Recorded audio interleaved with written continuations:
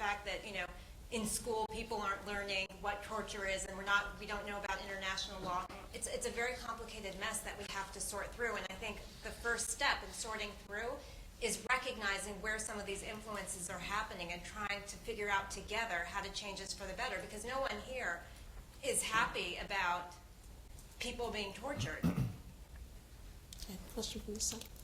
Who's next? Still want students? Yeah. Anybody? Well, let me take whoever was next over there first. Yes, you are the green shirt. Hi, this question's for Howard Gordon. I just wanted to follow up on your claim of 24's neutrality on the issue of torture by asking about two different things that came up in the news. The first one was a couple of years ago, the Heritage Foundation hosted a forum on the war on terror in which Michael Chertoff spoke, Joel Surnow attended. I was there too. You were there as well. And, you know, I know that there was private White House meeting with Joel Surnow and members of the White House. I was there too, so I can speak firsthand to the whole story.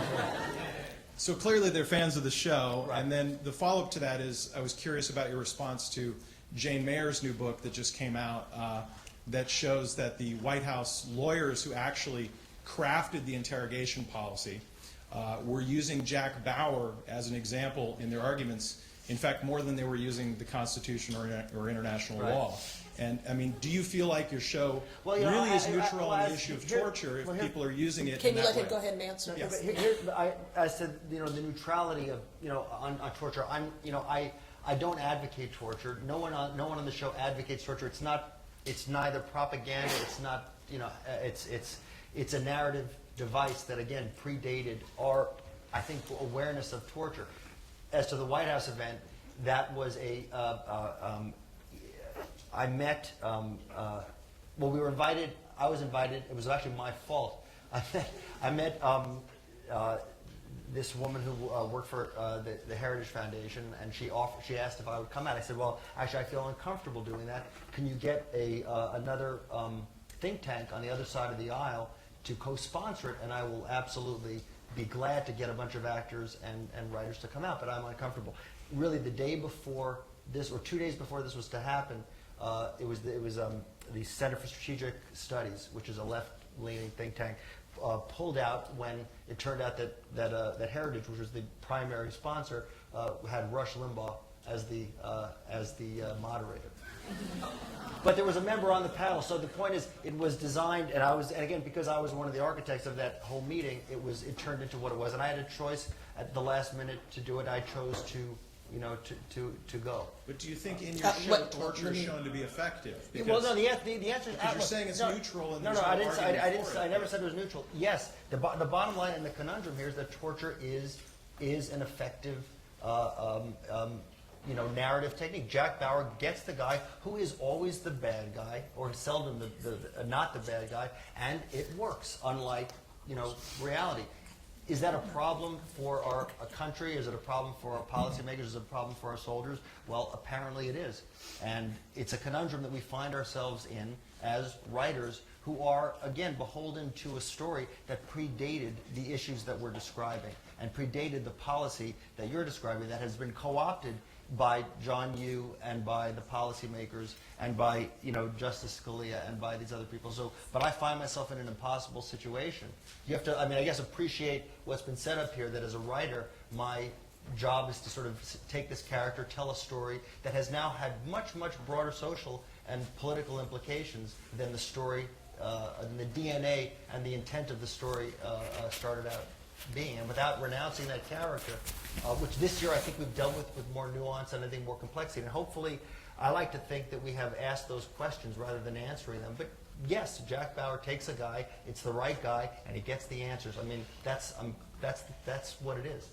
Is that advocating torture as a policy? Well, it's advocating torture as a narrative technique on 24. Mm-hmm. And if you choose to say it's propaganda, it's what the show is. Or what part of the show is, I should say. And like I was saying earlier, these are complicated. It's a complicated interrelationship. You know, the function of 24 is not to be a policy paper. It is not a white paper that is issued as far as an argument of what American policy should be. It's a form of entertainment, but it has it has influence, and it's not the only show that has weird and unexpected influences in the real world. One of my best friends that I went to college with works on CSI. And CSI is having an impact in the American judicial system that prosecutors are talking about all across the country, where juries are sitting in jury boxes and fully expect to have the thin hair of DNA. And it's true. Their juries are sitting in court and going, well, where's all the stuff? I mean, where's the, where's the this, where's the that, where's the black light and the thing, and and the 5 flips, and and are actually having problems getting convictions in certain cases because they didn't have all the forensic evidence that juries, and they know this from the after interviews and questionnaires that they conduct with jurors about what happened. And they have an expectation based on that one television show that this is how crime scene investigation really works, and you should have all these little things, and if you don't have them, they feel like they shouldn't convict people. And that is a strange reverberation of a completely fictional universe that is not intended by any of those people that work on that show, who have no responsibility for the American judicial system, but are definitely having an impact. And it's really just, like I was saying earlier, it's about this relationship between we watch fantasy, and then we choose to believe it's true, and we choose to believe that it has power, and we choose to then alter our lives in the direction of these fantasies. And I don't know that it's as simple. Well, I also want to add that, and this is something I think really, really worth looking at, is that 24, and this goes to the question about Jane Mayer's book, which just came out. What's it called again? I don't remember the name. She's but it's about. Does anyone know? The Dark Side.